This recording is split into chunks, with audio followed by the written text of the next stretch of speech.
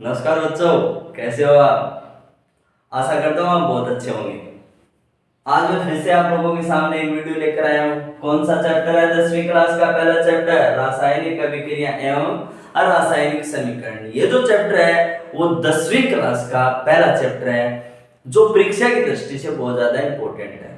आप लोगों को इस वीडियो के अंत तक बने रहना है। मैं इतना विश्वास दिलाता हूँ कि आपने अगर एक बार पूरा वीडियो देख लिया तो आपके बोर्ड एग्जाम के दो या तीन क्वेश्चन बिल्कुल क्लियर हो जाएंगे। इतना मैं आप लोगों को विश्वास दिलाता हूँ। लास्ट तक आप लोगों को वीडियो देखना है। आप लोग कहोगे सर की हर यूट्यूब पर आने वाला हर व्यक्ति यही बात करता है, तो मेरे को भी मौका दे दो भाई। एक बार देख लो, एक बार देखोगे तब तो पता लगेगा। एक बार आप देखना कि रासायनिक अभिक्रिया और रासायनिक समीकरण का मैंने वीडियो कैसा बनाया है। अगर समझ में नहीं आए तो आप कमेंट करके बता सकते हो, लेकिन एक बार मुझे मौका जरूर देना है, वरना देख लेना ठीक नहीं रहेगी। तब स्टार्ट करते हैं रासायनिक अभिक्रिया एवं रासायनिक समीकरण। तो इसमें पहला अपना टॉपिक होगा रासायनिक अभिक्रिया। रासायनिक अभिक्रिया, आप लोगों को मैं एक बात बता देता हूं, किसी भी टॉपिक को या फिर किसी भी चैप्टर को स्टार्ट करने से पहले हमें ये बात ध्यान में रखनी होती है कि वो हमारे दैनिक जीवन में किस प्रकार से सहायक है। 10वीं क्लास में जब या किसी भी कंपटीशन की बात कर लो, किसी भी परीक्षा की बात कर लो, उसमें जो प्रश्न आते हैं वो होते हैं हमारे दैनिक जीवन से जुड़े हुए प्रश्न होते हैं। वही प्रश्न आएंगे जो हमारे दैनिक जीवन से जुड़े होंगे। तो रासायनिक अभिक्रिया हमारे दैनिक जीवन से क्या होती है? जुड़ी होती है। कैसे? देखो, मैं आपको 2 या 3 उदाहरण बताता हूँ, उससे आप समझ जाओगे। पहला उदाहरण, पाचन। आप भोजन करते हो ना, किस लिए? ऊर्जा के लिए। किस लिए? ऊर्जा के लिए। क्या करते हो? भोजन करते हैं। किस लिए? ऊर्जा के लिए। इसलिए ऊर्जा के लिए। लेकिन ऊर्जा किससे प्राप्त होती है? जब भोजन का पाचन होगा तो ऊर्जा प्राप्त होगी। भोजन से ऊर्जा की जो बीच की प्रक्रिया है पाचन, ये क्या है? रासायनिक अभिक्रिया है। इसी प्रकार आप लोग कहाँ जाते हो? बाजार जाते हो, लोहे की चमकदार वस्तु लेकर आते हो अपने घर पर, लेकिन थोड़े टाइम में वो धीरे धीरे क्या होने लग जाती है? नष्ट होने लग जाती है। अर्थात उस पे क्या लग जाता है? जंगे लग जाता है। आप लोगों ने लड़कियों को तो देखा होगा, सुनार की दुकान में जाएंगी, अच्छी सी चांदी की क्या लेकर आएंगी? अंगूठी लेकर आएंगी, और सबके सामने ऐसे करते रहेंगी। जब तक उनकी अंगूठी को देख नहीं लिया जाता है तब तक वो अपनी अंगूठी को दिखाती रहती हैं, लेकिन थोड़े टाइम बाद में क्या होता है? वो काली पड़ जाती है। क्या पड़ जाती है? काली पड़ जाती है। कारण क्या हुआ? चांदी पर क्या हो गई? रासायनिक अभिक्रिया हो गई। चांदी पे क्या हो गई? रासायनिक अभिक्रिया हो गई। इसी प्रकार हम देखते हैं, अपनी दादी को देखा होगा आप लोगों ने, रात को सोते वक्त दूध में क्या लगाती है? जामन। क्या लगाती है? जामन। देसी भाषा में बोलते हैं ना। तो सुबह हमें एक गिलास क्या मिल जाता है? दही देती है हमारी दादी। क्या देती है? एक गिलास दही देती है। क्या हुआ? दूध से क्या बन गया? दही बन गया। दूध से क्या बन गया? दही बन गया। तो दूध में क्या हुई? रासायनिक अभिक्रिया हुई और क्या बन गया? दही बन गया। इन सभी उदाहरणों में आप लोग ध्यान से देखोगे तो 8वीं और 9वीं क्लास में हमने पढ़ा है कौन सा परिवर्तन हो रहा है? रासायनिक परिवर्तन हो रहा है। कौन सा परिवर्तन हो रहा है? रासायनिक परिवर्तन हो रहा है। एक चीज। दूसरी बात, इन सभी में एक चीज नई बन रही है। क्या बन रहा है? नया पदार्थ बन रहा है। क्या बन रहा है? नया पदार्थ बन रहा है। क्या बन रहा है? नया पदार्थ। तो रासायनिक अभिक्रिया की परिभाषा आप लोगों के सामने आ गई। क्या? किसी भी पदार्थ में क्या होगा? रासायनिक परिवर्तन होगा और क्या बनेगा? एक नया पदार्थ बनेगा। इस अभिक्रिया को हम कौन सी अभिक्रिया कहते हैं? रासायनिक अभिक्रिया बोलते हैं। तो रासायनिक अभिक्रिया की अगर आपको परिभाषा कोई पूछ ले तो ये सामान्य बातें अपने जीवन में काम में आती है, उनको ध्यान में रखो, इससे अपने दिमाग में लाओ। इन सब में कौन से परिवर्तन हो रहे हैं? रासायनिक परिवर्तन। क्या बन रहा है? नया पदार्थ। तो किसी पदार्थ में रासायनिक परिवर्तन होगा और क्या बनेगा? नया पदार्थ बनेगा। उससे हम क्या कहते हैं? रासायनिक अभिक्रिया कहते हैं। क्या कहते हैं उसको? रासायनिक अभिक्रिया। एक और अन्य उदाहरण लेते हैं परीक्षा की दृष्टि से जो काम में आते हैं। लकड़ी देखी है सबने? लकड़ी में क्या होता है? कार्बन। क्या होता है? कार्बन। लकड़ी का क्या करना है? लकड़ी को हमें क्या करना है? जलाना है। जलाने के लिए हमेशा एक गैस होती है काम में, कौन सी आती है? ऑक्सीजन। क्या आएगी? ऑक्सीजन।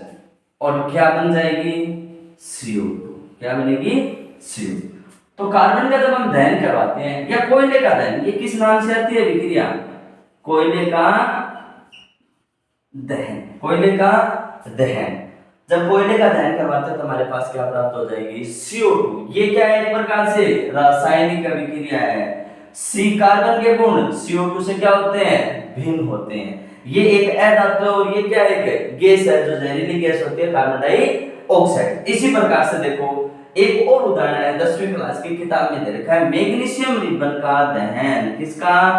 मैग्नीशियम रिबन का दहन। किसका? रिबन का दहन। तो मैग्नीशियम रिबन का दहन, वही बात स्पष्ट। दहन किसकी उपस्थिति में? ऑक्सीजन की उपस्थिति में। मैग्नीशियम का सूत्र बताओ बच्चों। Mg होता है। क्या होता है मैग्नीशियम का प्रतीक? Mg। क्या करवाना है? इसका दहन करवाना है। क्या बनेगा भाई? अगर नहीं बनाना आता है तो मेरी दूसरी क्लास के अंतर्गत मैंने सभी सूत्र यौगिक बनाने बताए हैं, तो वो आप देख सकते हो। तो मैग्नीशियम रिबन का क्या करवाना है? दहन। किसकी उपस्थिति में? ऑक्सीजन की उपस्थिति में। किसकी उपस्थिति में? ऑक्सीजन की उपस्थिति में। क्या बनेगा? MgO बनेगा।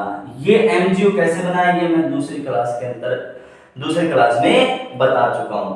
एक बात यहां से क्वेश्चन आता है, मैग्नीशियम रिबन का दहन। तो मैग्नीशियम रिबन की किसके साथ अभिक्रिया करवा दो? मैग्नीशियम ऑक्सीजन के साथ, तो क्या प्राप्त हो जाएगा? MgO। इसके अलावा मैग्नीशियम रिबन को क्या किया जाता है? साफ किया जाता है। किसकी सहायता से? रेज मार्ग की सहायता से। किस लिए? दो कारणों के लिए। एक तो अशुद्धियां क्या हो जाए? दूर हो जाए। क्या हो जाए? अशुद्धियां दूर हो जाए। दूसरा कारण वो क्या हो जाए? खुरदरा हो जाए। प्यारे बच्चों क्या हो जाए? खुरदरा हो जाए। इसलिए मैग्नीशियम रिबन को क्या किया जाता है? साफ किया जाता है। 10वीं क्लास में ये क्वेश्चन आ जाता है कि मैग्नीशियम रिबन को साफ क्यों किया जाता है? एक तो उसकी अशुद्धियां दूर हो जाए, दूसरा क्या हो जाए? वो खुरदरा हो जाए। इसको जलाने में क्या होती हो? आसानी होती हो। रासायनिक अभिक्रिया के बारे में आपको इतनी सी बात ध्यान में रखनी है। दोबारा देखो, रासायनिक अभिक्रिया हमारे दैनिक जीवन में किस प्रकार से सहायक है? पाचन। पाचन के अंतर्गत क्या होती है? रासायनिक अभिक्रिया। इसी प्रकार लोहे पे क्या लगना? जंग लगना भी क्या है? के अभिक्रिया है। इसी प्रकार चांदी का क्या होना? काला होना। दूध से दही का बनना। इन सब में कौन से परिवर्तन होते हैं? रासायनिक परिवर्तन होते हैं। और रासायनिक परिवर्तन के बाद में क्या बनता है? कि नया पदार्थ बनता है। तो किसी पदार्थ में अगर हम देखें तो रासायनिक परिवर्तन होगा और उसमें एक नया पदार्थ बनेगा, उसको हम कहते हैं रासायनिक अभिक्रिया। अगर हम देखें कोयले का दहन, क्या एक प्रकार से रासायनिक अभिक्रिया। कोयले को आप क्या कर दो? जलाने के लिए हमेशा एक ही गैस आपको काम में लेने। दहन का कहीं भी नाम आ जाओ, उसकी किसके साथ अभिक्रिया करवा दो? ऑक्सीजन के साथ अभिक्रिया करवा दो। किसके साथ अभिक्रिया करवा दो? ऑक्सीजन के साथ अभिक्रिया करवा दो। क्या हो जाएगा उसका? दहन। तो कार्बन का या कोयले का दहन करवाते हैं, क्या प्राप्त होगी? CO2। इसी प्रकार मैग्नीशियम का दहन करवाएंगे, क्या प्राप्त होगा? MgO। मैग्नीशियम रिबन को साफ किया जाता है किसके लिए? अशुद्धियां और उसको खुरदरा करने के लिए। तो रासायनिक अभिक्रिया की परिभाषा, रासायनिक किसी पदार्थ में रासायनिक परिवर्तन होगा, नया पदार्थ बनेगा, उसे हम क्या कहेंगे? रासायनिक अभिक्रिया। सामान्य उदाहरण दे सकते हो, पाचन, लोहे पे जंग लगना, चांदी का काला होना, दूध, कोयले का दहन, मैग्नीशियम रिबन का दहन। यहां तक हम रासायनिक अभिक्रिया। देखो बच्चों, कोई दिक्कत है तो आप कमेंट करके बता सकते हो। रासायनिक अभिक्रिया का सबसे हमारा मेन उदाहरण कौन सा है? Magnesium ribbon. क्या है? मैग्नीशियम रिबन का हम क्या करवाते हैं? दहन। तो मैग्नीशियम दहन का मैंने आप लोगों को बता दिया, किसके साथ अभिक्रिया? ऑक्सीजन के साथ अभिक्रिया। क्या बनेगा भाई? Magnesium oxide. Magnesium oxide. अब देखो, मैग्नीशियम और ऑक्सीजन की अभिक्रिया करवाते हैं, हमारे पास क्या प्राप्त होता है? मैग्नीशियम में ऑक्साइड प्राप्त होता है। तीर से पहले पदार्थ दे रखे हैं ये, और ये क्या है? तीर के बाद। पहले बच्चों यहाँ पर ये बात बताओ मुझे कि इनमें परिवर्तन किन पदार्थों में हुआ है? परिवर्तन किन पदार्थों में हुआ है? मैग्नीशियम और ऑक्सीजन में। यानी तीर से पहले जो लिखे होते हैं उनमें रासायनिक परिवर्तन होता है, रासायनिक परिवर्तन होता है। और जिनमें रासायनिक परिवर्तन होता है उनको क्या बोलते हैं? अभिकारक बोलते हैं। उनको क्या बोलते हैं? अभिकारक। और परिवर्तन के बाद जो नया पदार्थ बनता है, नया पदार्थ बनता है उसको क्या बोलते हैं प्यारे बच्चों? उत्पाद बनता है, उसको क्या बोलते हैं? उत्पाद बोलते हैं। तो रासायनिक परिवर्तन या अभिकारक वे पदार्थ जिनमें रासायनिक परिवर्तन होता है, एक अभिक्रिया में क्या कहलाते हैं? अभिकारक कहलाते हैं। और वे पदार्थ जिनमें परिवर्तन के बाद जो नया पदार्थ बनता है उसको हम क्या कहते हैं? उत्पाद कहते हैं। तो एक अभिक्रिया में आपको दो बातें ध्यान में रखनी। तीर से पहले उनको क्या कहेंगे? अभिकारक, और तीर के बाद उनको क्या कहेंगे? उत्पाद कहेंगे। देखो जैसे हम अपने घर पे चाय बनाते हैं, कई बार आपकी मैडम जी भी मुझे बोल देती है कि आज अपने हाथ की चाय बनाकर पिलाओ। तो चाय बनाते हैं तो चाय बनाने के लिए विभिन्न प्रकार के पदार्थों की जरूरत पड़ती है। जैसे क्या? चाय पत्ती, चाय पत्ती की जरूरत पड़ेगी, चीनी की जरूरत पड़ेगी, दूध की जरूरत पड़ेगी, अदरक की जरूरत पड़ेगी, और उससे पहले एक पात्र की जरूरत पड़ेगी। तो मैं क्या काम करता हूँ, कई बार आपकी मैडम जी बोल देती है कि आज अपने हाथ की चाय बना दो, तो मैं जाता हूँ रसोई में जाकर पात्र देखता हूँ और सब के सब चाय पत्ती, चीनी, दूध, अदरक सब के सब क्या कर देता हूँ? डालकर और गैस पे चढ़ा देता हूँ। वैसे मैं चाय बहुत स्वाद बनाता हूँ, कई बार मैंने बना के पिलाई है और मैं पीता हूँ तो मेरी चाय मुझे तो बहुत स्वाद लगती है, अगले को लगती है वो मुझे पता नहीं। तो होता क्या है, गैस पे चढ़ा देते हैं, गर्म होकर चाय बनकर तैयार हो जाती है। मैं छान कर क्या कर देता हूँ? आपकी मैडम जी को दे देता हूँ, इसलिए वो क्या हो जाती है? खुश हो जाती है। तो उसमें क्या हुआ? हमने चाय, चीनी, अदरक, दूध सब डाला, उनमें क्या हुआ? परिवर्तन हुआ। वो सब के सब क्या है? अभिकारक है। परिवर्तन के बाद हमारे सामने क्या आई? चाय आई तो क्या हुआ? वो क्या है? उत्पाद। तो जिन पदार्थों में परिवर्तन होता है उनको हम क्या कहते हैं? अभिकारक। और परिवर्तन के बाद जो नया पदार्थ बनता है उसको हम क्या कहते हैं? उत्पाद कहते हैं। रासायनिक अभिक्रिया से ही हम क्या प्राप्त करेंगे? रासायनिक समीकरण। रासायनिक समीकरण। रासायनिक अभिक्रिया को सूत्र व प्रतीक के रूप में लिखना क्या कहलाता है? रासायनिक समीकरण कहलाता है।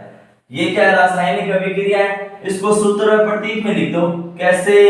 मैग्नीशियम Mg, ऑक्सीजन O2, क्या बनेगा अभी? Magnesium oxide MgO।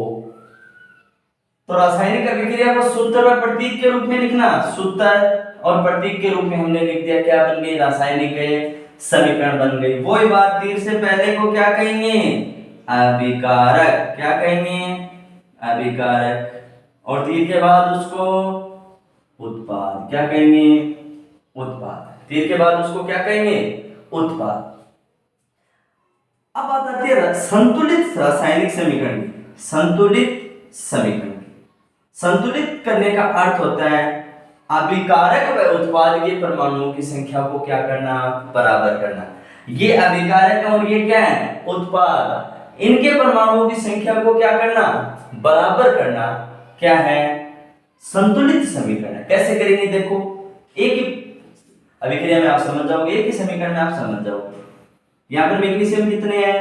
1। यहाँ पर मैग्नीशियम 1, संख्या बराबर है। यहाँ पर ऑक्सीजन कितने हैं? 2। यहाँ पर ऑक्सीजन कितने हैं? 1। तो यहाँ पर आपको यहाँ पर गुणा करना है 2 से। अब बताओ, मैग्नीशियम 2, ऑक्सीजन 2, ऑक्सीजन 2 तो पूरे हो गए, मैग्नीशियम इस साइड कितने हैं? 1, 2 से गुणा कर दो। ये आपकी विक्रिया क्या हो जाती है? संतुलित हो जाती है। हम अपनी क्लासों में जैसे जैसे आगे बढ़ते जाएंगे, सभी क्रियाएं आती जाएंगी, उनको धीरे धीरे संतुलित करते जाएंगे। एक उदाहरण और ले लेते हैं, कौन सा? N2 + H2 क्या बना? NH3। आप अभ्यास करके देखना, अपनी कॉपी में कोई भी अभिक्रिया ले सकते हो, उसको संतुलित कर सकते हो इस प्रकार से। नाइट्रोजन कितने हैं? 2, इसमें नाइट्रोजन 1, तो कितने से गुणा कर दो पूरी यौगिक को? 2 से। नाइट्रोजन 2, ऑक्सीजन हाइड्रोजन कितने हो गए? 6, यहाँ पर हाइड्रोजन को कितने से गुणा कर दो? 3 से। यहाँ पर हाइड्रोजन कितने से गुणा कर दो? 3 से। तो ये आपकी अभिक्रिया क्या हो जाती है भाई? संतुलित हो जाती है। इस प्रकार से रासायनिक अभिक्रिया में अभिकारक, जिन पदार्थों में परिवर्तन होता है उनको अभिकारक, परिवर्तन के बाद जो नया पदार्थ बनता है उसको उत्पाद। रासायनिक अभिक्रिया को सूत्र व प्रतीक के रूप में लिखना, रासायनिक समीकरण। संतुलित समीकरण का मतलब अभिकारक व उत्पाद के परमाणुओं की संख्या को क्या करना? बराबर करना। अब हम देखेंगे रासायनिक अभिक्रिया के प्रकार। हमने रासायनिक अभिक्रिया की परिभाषा देख ली, रासायनिक समीकरण क्या है वो देख लिया, संतुलित रासायनिक समीकरण क्या है, हमने ये तीनों चीजें देख ली। अब हम देखते हैं रासायनिक अभिक्रिया की प्रकार। देखो, रासायनिक अभिक्रिया इस चैप्टर में 6 प्रकार से दी होगी। एक संयोजन अभिक्रिया, दूसरी वियोजन अभिक्रिया, तीसरी विस्थापन अभिक्रिया, चौथी द्विविस्थापन अभिक्रिया, पांचवी ऑक्सीकरण अपचयन व उपचयन अभिक्रिया, और 6 नंबर रेडॉक्स अभिक्रिया। इन सभी अभिक्रियाओं से क्वेश्चन आए हुए हैं और 10वीं क्लास के बोर्ड का एग्जाम जो होता है उसमें इन अभिक्रियाओं के क्वेश्चन आप लोगों को मिलेंगे। हम एक एक अभिक्रिया का यहाँ पर क्या करेंगे? अध्ययन करेंगे। पहली अभिक्रिया हम क्या लेते हैं? संयोजन। ध्यान से देखो बच्चों, संयोजन नाम से स्पष्ट हो रहा है। संयोजन, संयोजन अभिक्रिया की अगर हम बात करें तो नाम से स्पष्ट हो रहा है। संयोजन का अर्थ होता है, अर्थ ध्यान में आ गया, इसका मतलब क्या होगा? आंसर भी ध्यान में आ गया। संयोजन का अर्थ होता है जोड़ना। संयोजन का अर्थ क्या होता है? जोड़ना या जोड़ना। संयोजन का अर्थ क्या होता है? जोड़ना। देखो कैसे, हमने बात कर ली है कि परिवर्तन हमेशा किस में होगा? अभिकारकों में होगा। परिवर्तन किस में होगा? अभिकारकों में होगा। हमारे पास क्या बनेगा? उत्पाद। उसी प्रकार संयोजन का अर्थ क्या होता है? जोड़ना। तो परिवर्तन किस में? अभिकारकों में। जोड़ेंगे कौन? संयोजन। संयोजन कौन होंगे? अभिकारक। बनेगा क्या? उत्पाद। तो देखो उदाहरण लेते हैं, A प्लस B, दो अभिकारक है, दोनों जुड़कर किसका निर्माण कर दिया? C का निर्माण कर दिया। यानी दो या दो से अधिक अभिकारक जुड़कर एकल उत्पाद का निर्माण करते हैं। उस अभिक्रिया को हम कौन सी अभिक्रिया कहते हैं? संयोजन अभिक्रिया कहते हैं। नाम से स्पष्ट होता है जोड़ना, इसका मतलब अभिकारक क्या होंगे? जुड़ेंगे, क्या बनेगा? उत्पाद बनेगा। क्या बनेगा? उत्पाद बनेगा। और उदाहरण देके देख लो, समझ में आ जाएगा। अभिकारक जोड़ दो, C प्लस O2, क्या बना? CO2।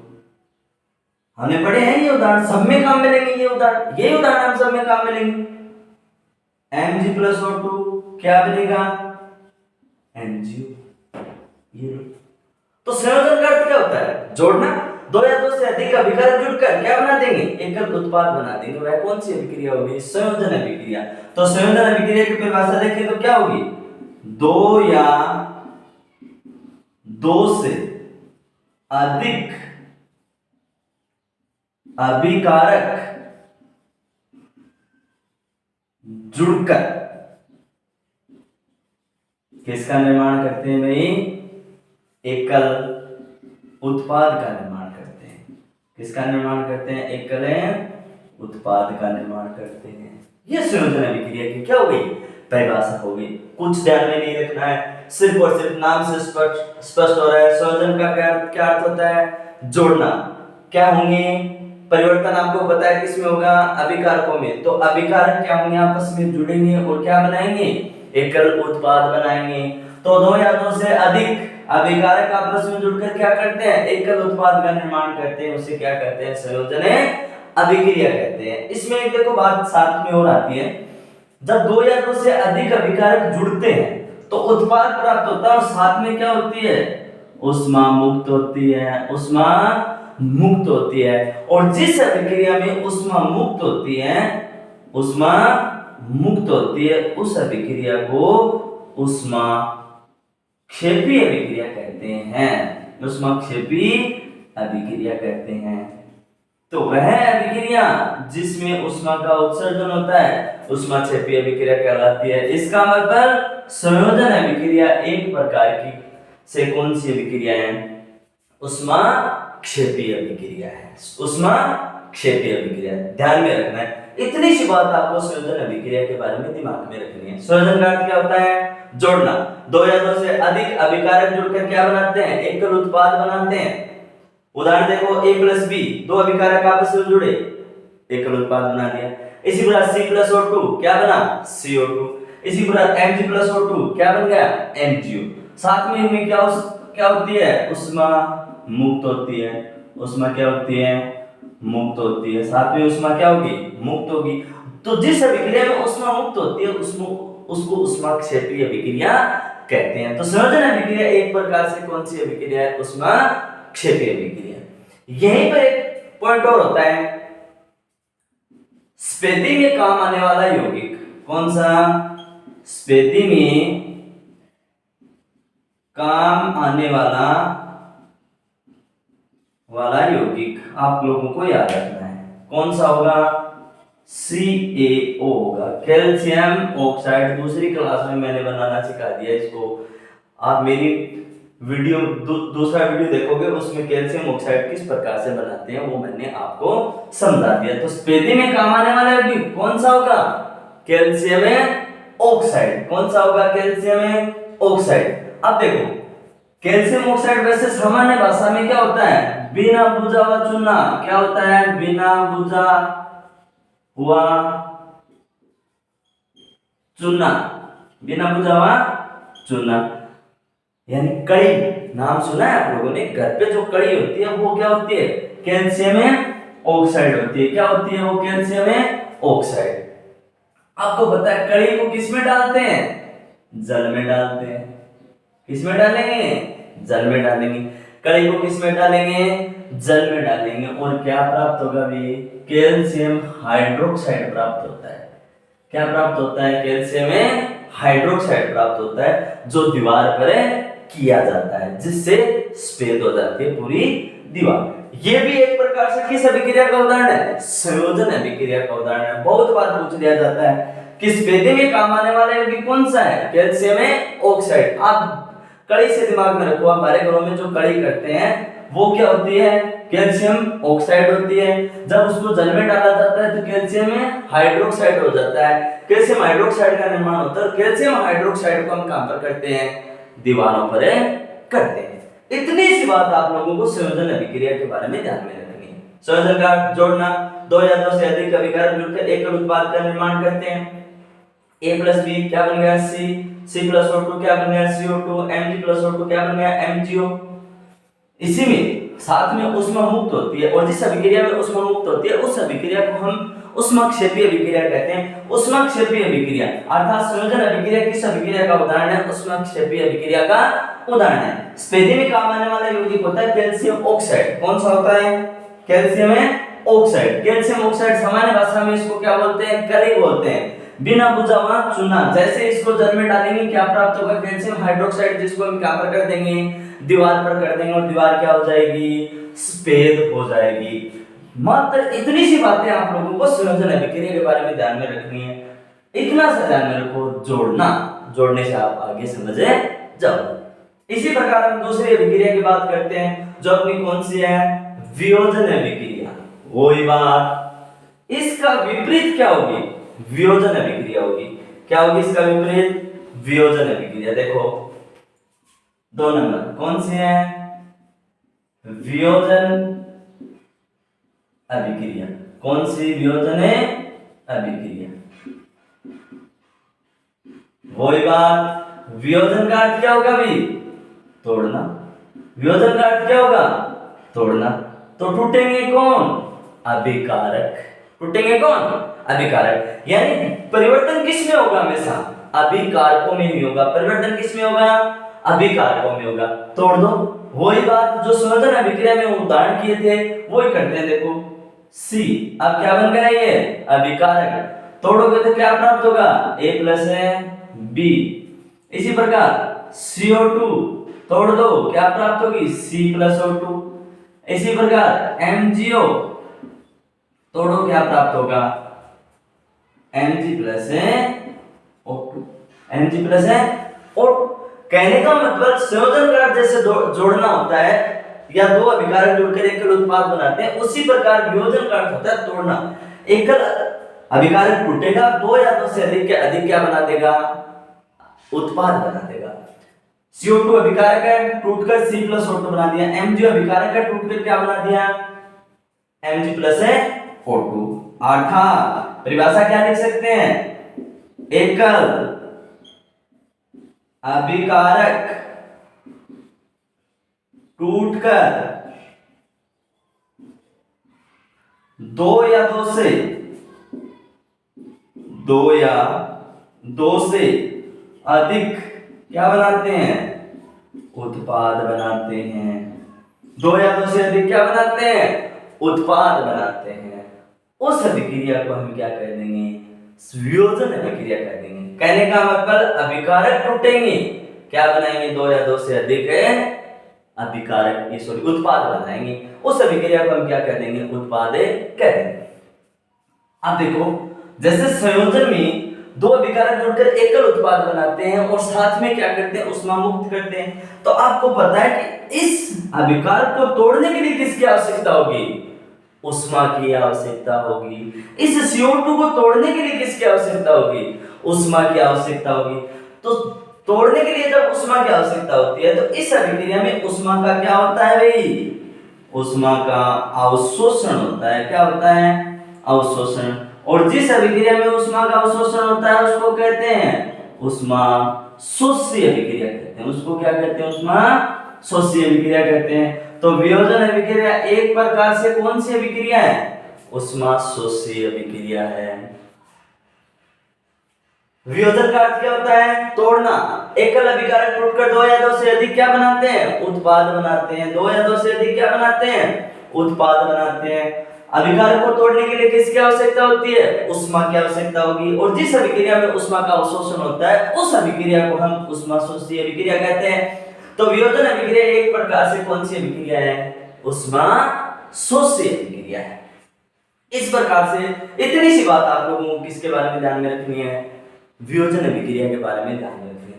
परीक्षा में क्वेश्चन बहुत बार आता है, संयोजन और वियोजन अभिक्रिया में अंतर स्पष्ट करो। संयोजन का तो आपको जोड़ना है, वियोजन में क्या करना है? तोड़ना है। सेम उदाहरण याद रखनी है। उसमें क्या संयोजन में करना है? एकल दो या दो से अभिकारक जुड़कर एकल उत्पाद बनाते हैं। वियोजन में क्या करना है? एकल अभिकारक जुड़कर दो या दो से अधिक क्या बनाते हैं? उत्पाद बनाते हैं। इस प्रकार से हम संयोजन और वियोजन अभिक्रिया को दोनों को एक साथ पढ़ सकते हैं। तो प्यारे बच्चों, अगर आप संयोजन और वियोजन अभिक्रिया को एक साथ पढ़ोगे तो ये परीक्षा की दृष्टि से बहुत ज्यादा इंपॉर्टेंट हो जाएगी। सिंपल बात है, एक के उदाहरण रख लो, दोनों के उसके क्या कर दो? विपरीत कर दो। संयोजन का अर्थ जोड़ना, वियोजन का अर्थ है तोड़ना। इसी प्रकार हम तीसरी अभिक्रिया पढ़ते हैं। कौन सी? विस्थापन अभिक्रिया। विस्थापन अभिक्रिया परीक्षा की दृष्टि से बहुत ज्यादा इंपॉर्टेंट है। इसको पढ़ने से पहले हमें एक बात पढ़नी है। कौन सी? सक्रियता श्रेणी। आप कहोगे कि सर सक्रियता श्रेणी क्या होती है? तो मैं आप लोगों को बता देता हूं। सक्रियता श्रेणी होती है कि धातुओं को, किनको? धातुओं को क्रियाशीलता, उनकी क्रियाशीलता के घटते क्रम में लिखना है। धातुओं की उनकी क्रियाशीलता के घटते क्रम में लिखना है। देखो लिखो, ऐसे तो मैं याद नहीं रहेगी, तो मैंने एक छोटा सा ट्रिक बनाया है जो आप लोगों के सामने पेश करता हूं। पो सो के में जी आ ले हाई को मर सी गो। पोसोगे मेजी आले हाई को मर्सिगो। एक बार दोबारा देखो, पोसोगे मेजी आले हाई को मर्सिगो। पोसोगे मेजी आले हाई को मर्सिगो। पो का मतलब पोटेशियम, सो का मतलब सोडियम, के का मतलब कैल्शियम, मे का मतलब मैग्नीशियम,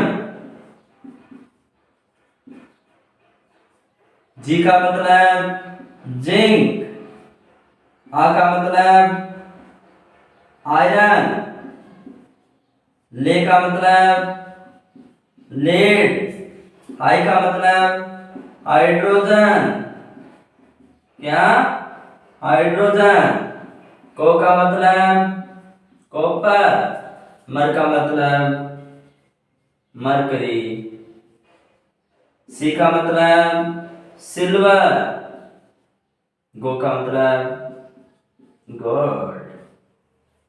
इन सब के तो सब फेवरेट होती है लड़कियां, सोने रे चांदी की। तो आज ये भी बात करेंगे हम सोने चांदी के आभूषण क्यों पहने जाते हैं।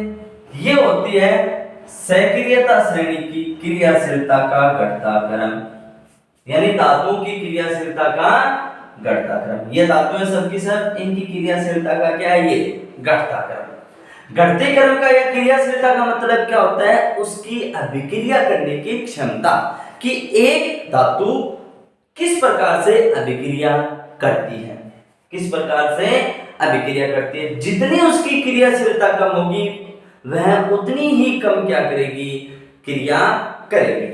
पोटेशियम की क्रियाशीलता, सोडियम की क्रियाशीलता सबसे ज्यादा होती है, इसलिए इनको कहां पे रखा जाता है, मिट्टी के तेल में रखा जाता है, क्योंकि वायु में खुला छोड़ने पर ये क्या पकड़ लेती हैं, आग पकड़ लेती हैं।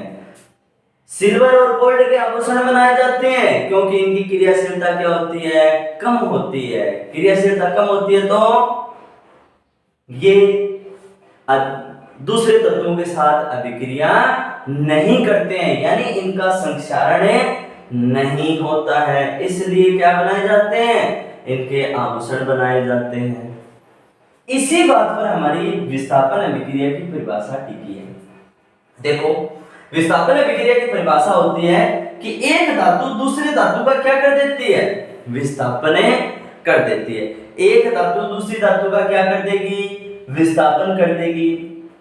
कब करेगी, जब यानी कम क्रियाशील वाली धातु अधिक क्रियाशील धातु का हटाकर उसकी जगह ले लेती है। सॉरी, कम क्रियाशील धातु को कौन हटा देती है, अधिक क्रियाशील धातु हटा देती है। यानी अधिक क्रियाशील धातु कम क्रियाशील धातु को हटाकर उसकी जगह ले लेती है। जैसे पोटेशियम सोडियम से अधिक क्रियाशील है तो पोटेशियम क्या करती है, सोडियम को हटा देती है और उसकी जगह ले लेती है। वह कौन सी अभिक्रिया है, विस्थापन अभिक्रिया है। सोडियम पोटेशियम को नहीं हटा सकता है, क्यों, क्योंकि सोडियम की क्रियाशीलता पोटेशियम से क्या है, कम है। इसी प्रकार देखो, मैग्नीशियम इस जिंक को हटा सकता है, ये जिंक इस मैग्नीशियम को नहीं हटा सकता। यानी अधिक क्रियाशील धातु क्या करती है, कम क्रियाशील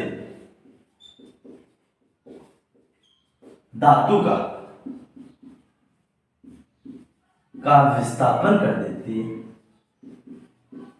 यानी अधिक क्रियाशील धातु कम क्रियाशील धातु को हटा देती है, अधिक क्रियाशील धातु कम क्रियाशील धातु का विस्थापन कर देती है। उस अभिक्रिया को हम क्या कहते हैं, विस्थापन अभिक्रिया कहते हैं। जैसे उदाहरण आप लोगों ने बहुत बार देखा होगा, CuSO4 कॉपर सल्फेट। दूसरी क्लास में मैं बता चुका हूं कि किस प्रकार से कॉपर सल्फेट का निर्माण होता है, कि अभिक्रिया किसके साथ करवा दो, जिंक के साथ करवा दो।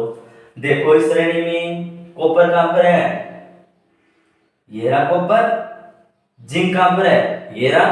तो जिंक की क्रियाशीलता कॉपर से क्या है, अधिक है, जिंक की क्रियाशीलता कॉपर से अधिक है तो क्या करेगा, जिंक इस कॉपर को हटा देगा, ZnSO4 plus Cu, ZnSO4 plus Cu, यानी जिंक की क्रियाशीलता अधिक होने के कारण उसने कॉपर को क्या कर दिया, हटा दिया, इसलिए जिंक की कॉपर की जगह किसने ले ली, जिंक ने, और क्या बन गया, ZnSO4 प्लस Cu बन गया। इसी प्रकार और उदाहरण ले सकते हो, जैसे CuSO4 प्लस Fe की क्रियाशीलता कॉपर से क्या है, ज्यादा है, Fe की क्रियाशीलता कॉपर से क्या है, ज्यादा है, तो Fe क्या करेगा, इस कॉपर को हटा देगा, क्या बन जाएगा, FeSO4 प्लस Cu बनेगा, क्या बनेगा, Cu बनेगा, कॉपर बनेगा।